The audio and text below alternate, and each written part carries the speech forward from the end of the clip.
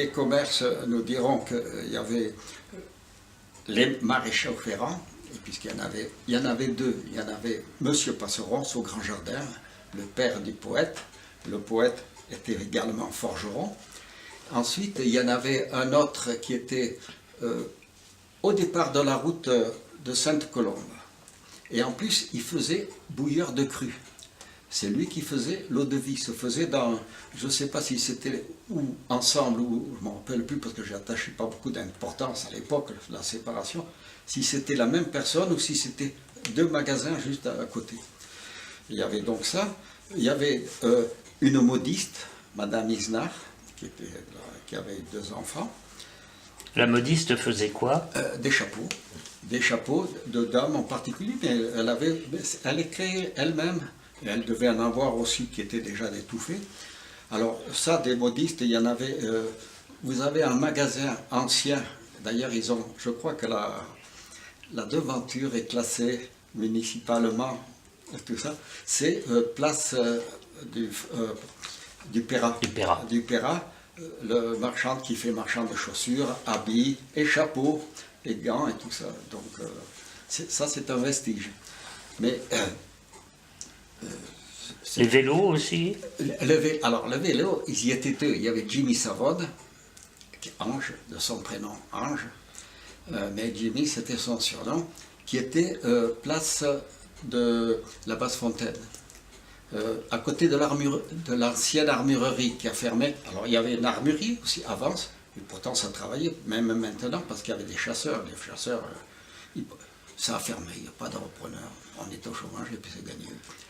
Il y a ça, et puis il y avait Pépé Caronne qui était au Grand Jardin. Alors lui n'est pas resté longtemps, enfin il est resté jusqu'à la mort, mais il venait de Saint-Étienne. Et c'était à la fois un bon cycliste, aussi bien en vélo, que pour organiser les courses et réparer les vélos, tout ça, c'était un spécialiste. Et en plus, il avait une verve. Tous les deux, aussi bien Jimmy Savone, qui est toujours en vie, qui habite Saint-Jeannet, que Pépé Caron, ils avaient tous les deux une verve, un entrain, tout ça. C'était magnifique d'aller discuter avec eux. Voilà. Et un jour, je monte sur la place, c'était aux environs en août 1943, où l'Italie a capitulé. Alors, qu'est-ce qu'on voit? Qu'est-ce que je vois? Je vois un rassemblement de personnes que ils étaient habillés d'une manière beaucoup plus sélecte qu'en tenue d'été, pour partir et tout ça. Ils avaient chacun avec des valises, et j'ai demandé aux copains, je m'étais fait des copains que j'ai retrouvés d'ailleurs au lycée de Nice. Et ils étaient combien? Hein? Ils étaient combien? Je crois maximum 300, mais je ne pourrais pas dire. Moi, c'était en 1943, j'avais 11 ans, donc le nombre. Alors, ils m'ont expliqué qu'ils partaient en Italie, tout ça, et qu'eux allaient les aider. Eh ben, j'ai dit, je vais avec vous, puisque c'était 3 heures et c'était le départ. J'étais là, j'ai pris deux valises légères, parce que, attention, on a quand même mangé, on est monté le Boréon, tout ça, et on est allé jusqu'au pied on a traversé les 3 ponts qui étaient la frontière avant, alors que maintenant tout est français, et puis il n'y a plus les 3 ponts, il y a d'accord.